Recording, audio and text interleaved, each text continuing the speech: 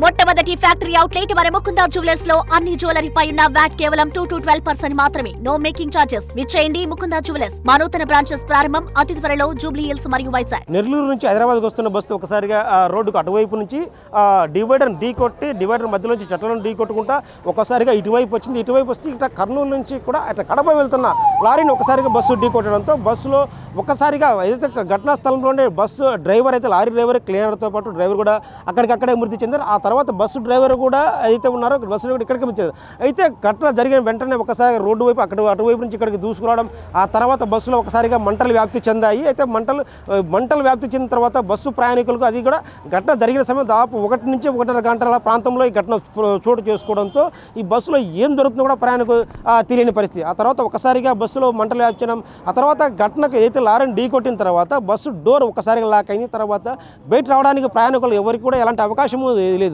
అసలు బస్సులో ఏం జరుగుతుందో మొత్తం ఈ ప్రమాద ఘటన తర్వాత మంటలు వ్యాప్తి చెందడం, ఆ తర్వాత పొగ వ్యాప్తి చెందిన తర్వాత ప్రయాణికులంతా కూడా ఒక్కసారిగా ఆహాకారాలతో ఏం జరుగుతుందో కూడా అరుపులు కేకలతో ఒకసారిగా హోరెత్తిన తర్వాత ఇటువైపు బస్సు పూర్తిస్థాయి రోడ్డుకి ఇటువైపు వచ్చి ఆగిన తర్వాత ఇటుగా వెళ్తున్న ఒక వ్యక్తి ప్రమాదాన్ని ఘట్టాన్ని గుర్తించారు. ఆ తర్వాత బస్సు అయితే ఉందో ఎమర్జెన్సీ డోర్ను బయట నుంచి కూడా కేవలం అతను బ్రేక్ చేయడం వల్లే కూడా ప్రయాణికులు అందరూ కూడా ఒకసారిగా బస్సులో ఉంటే 36 ప్రయాణికులు కూడా ఈ బ్రేక్ చేశారు. ఆ గ్లాస్ నుంచి అందరూ బయటకు పడ్డారు. ఆ తర్వాత అయితే ఉందో బస్సు లారీని ఢీకొట్టిన తర్వాత చాలా వరకు కూడా కొందరికి తీవ్ర గాయాలే, మరికొందరికి స్వల్ప గాయాలే. అయితే ఘటన తర్వాత గాయాల వ్యక్తులను కూడా దగ్గర ఉన్నటువంటి నంద్యాల ప్రభుత్వ ఆసుపత్రికి తరలించారు. అందరికీ కూడా మెరుగైన తీస్తారు. ఘటన తర్వాత ఏదైతే కర్నూలు జిల్లా చెందిన మంత్రి ఉన్నారో బీసీ జనార్దన్ కూడా ఘటనా స్థలంపై అధికారులను ఆదేశించారు. ఆ తర్వాత ఏదైతే క్షతగాత్రులకు పూర్తి స్థాయిలో మెరుగైన వైద్యం అందించాలంటూ కూడా సూచించారు. ఆ తర్వాత ఇది ఘటన జరిగిన ప్రాంతం ప్రధాన హైవే కావడంతో ఒక్కసారిగా కర్నూలు చిత్తూరు జాతీయ రహదారిపై పూర్తి స్థాయిలో వాహనాలు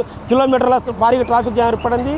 వెంటనే కర్నూలు ఎస్పీ ఆధ్వర్యంలో ఇక్కడికి పోలీసుల తర్వాత అధికారులు ఇక్కడ ఒకసారిగా చేరుకొని ప్రధాన రోడ్డు పైన లారీని ఇక్కడి నుంచి కూడా పక్కన తొలగించారు. బస్సు మాత్రం ఇక్కడ పూర్తిస్థాయిలో కాలిన తర్వాత ఎందుకంటే ఇప్పటికే ఘటనకు గల కారణాలేంటిపై ఇప్పటికే ఫోరెన్సిక్ నిపుణులు కూడా ఇక్కడికి వచ్చి వాటన్నింటినీ కూడా సేకరించారు. అయితే ప్రయాణికులందరూ సురక్షితంగా బయటపడ్డప్పటికీ కూడా ప్రయాణికులకు సంబంధించిన బ్యాగులు కావచ్చు, ప్రయాణికులకు సంబంధించిన విలువైన వస్తువులు కావచ్చు, మొబైల్ ఫోన్స్ ఇవన్నీ కూడా పూర్తిస్థాయిలో దగ్ధమై ఎవరు కూడా వాటిని తీసుకునే పరిస్థితి కూడా కనిపించలేదు. తమ ప్రాణాల అరిచేతిలో పెట్టుకొని బరికితే చాలంటూ కూడా ప్రయాణికులు తమ లగేజ్ని వదిలేసి బస్సులను వదిలేసి కొందరికి అయితే బ్రేక్ అద్దాలను పగలొట్టి బయటకు వచ్చారో ఆ తర్వాత ప్రయాణికులు వాటికి సంబంధించిన వస్తువులను పూర్తి స్థాయిలో అందరివి కూడా ఇక్కడికి మొత్తం అంతా పూర్తి స్థాయిలో దగ్ధమైనట్టు మనం చూస్తున్నాం. అయితే ఈ డివైడర్ మధ్యలో ఉందో ఈ డివైడర్ మధ్య ప్రయాణికులకు సంబంధించి తమ వస్తువులు కొందరు ఇక్కడ మనం చూస్తున్నాం.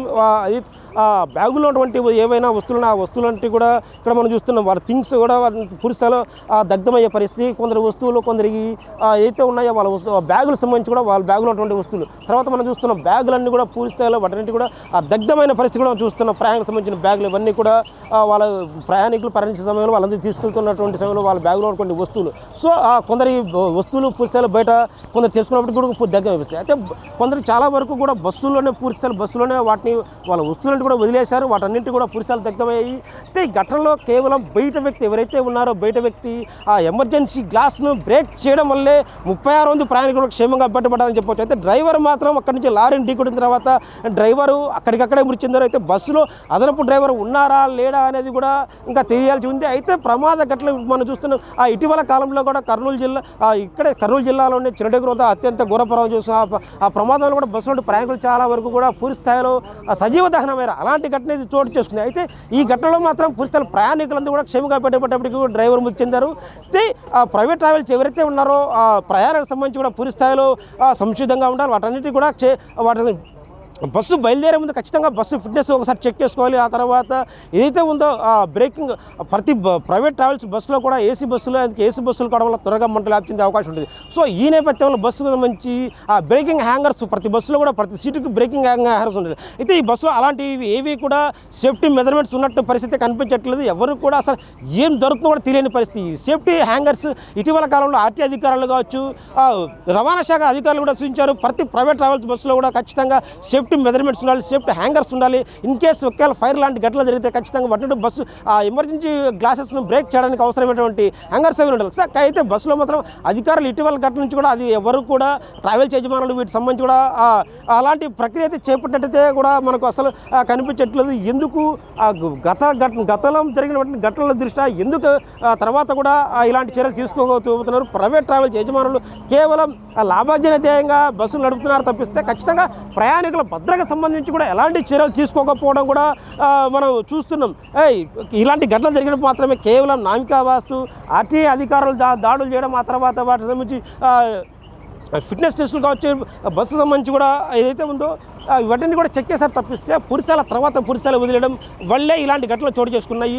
లేదంటే ఖచ్చితంగా ఒక ప్రయాణికుడు ఇంత 36 మంది ప్రయాణికుడు బస్సులో ఖచ్చితంగా బయటి వ్యక్తి ఒకసారిగా బస్సు గ్లాస్ బ్రేక్ చేయకపోతే మాత్రం ఖచ్చితంగా 36 మంది ప్రాణాలు కూడా ఖచ్చితంగా 36 సజీవ దహనం అయ్యే పరిస్థితి ఉండేది. చెప్పండి, అసలు బస్సు ప్రమాదం ఎన్ని గంటలు జరిగింది, అసలు ఎలా చోటు చేసుకుంది? 12:50 జరిగింది రాత్రి. మేము వచ్చేదాకా బస్సు పొలగొట్టి సైడ్లో నుంచి అద్దాల పొలగొట్టి తీసి పోయినా రాత్రి అంబులెన్స్లకు దానిలకు ఫోన్ చేసింది మేమే, 100కి ఫోన్ చేసింది మేమే. 100కి ఫోన్ చేసినాక పోలీసులు గంట తర్వాత వచ్చినారు. ఎస్పీ గారు 1 గంట 2 గంటలకు వచ్చినారు. పోలీసు వాళ్ళు మొత్తం ఎవ్వరు రాలే, ఇక్కడ ఎవ్వరు లేరు ఈ ప్రాంతంలో. వచ్చి మేము 4 ఉన్నాము. ఈడ 4 వచ్చి వెనకాల నుంచి బస్సులు బ్యాగులు కొట్టి అద్దాల పొలగొట్టి తీసినాము. అంటే ఘటన జరిగిన సమయంలో మీరు చూసే సమయానికి మంటలు అప్పటికి బస్సులు అంటుకున్నాయా, లేదంటే మొదట అద్దాలు పగలగొట్టి మాత్రం మీరేనా? మేము ఇంకా ముగ్గురు పొలం కొట్టినాము.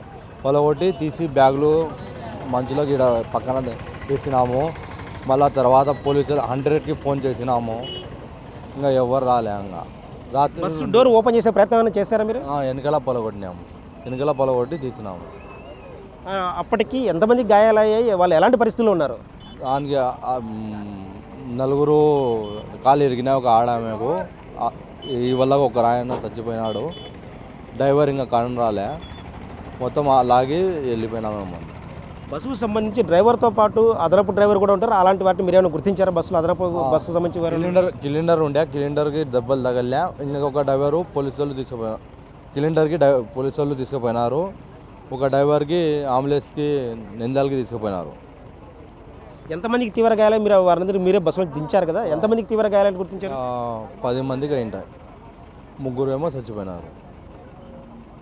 బస్సులో మొదట మీరు పగలగొట్టిన తర్వాత అద్దాలు అయితే మీరు బ్యాక్ డోర్ మీరే బ్రేక్ చేస్తారా? అద్దాలను పగలగొట్టారా? అద్దాలు పగలగొట్టినాము. వెనకాల మనుషులు మొత్తం దూకేసినారు. కొంతమంది బ్యాగ్లు తీసుకున్నారు, కొంతమంది తీసుకోలేదు. దాంట్లో మహిళలు ఎంతమంది ఉన్నట్టు, మహిళలు కానీ చిన్నపిల్లలు కానీ చూసారా మీరు? చిన్నపిల్లలు ఒక 5 మంది దాకా ఉండే. ఆడేళ్ళు ఒక 8 మంది దాకా దింపినాము అంతే. ఒక ఆడామె కాలు ఇరిగింది, అంబులెన్స్కి ఎత్తి పంపించినాం. అంటే పురుషాలప్పటికి బస్సులో మంటలు అంటుకొని మొత్తం పొగ వ్యాప్తి చెందింది. ముందు లారీ అనుకుని బస్సు అనుకునేది.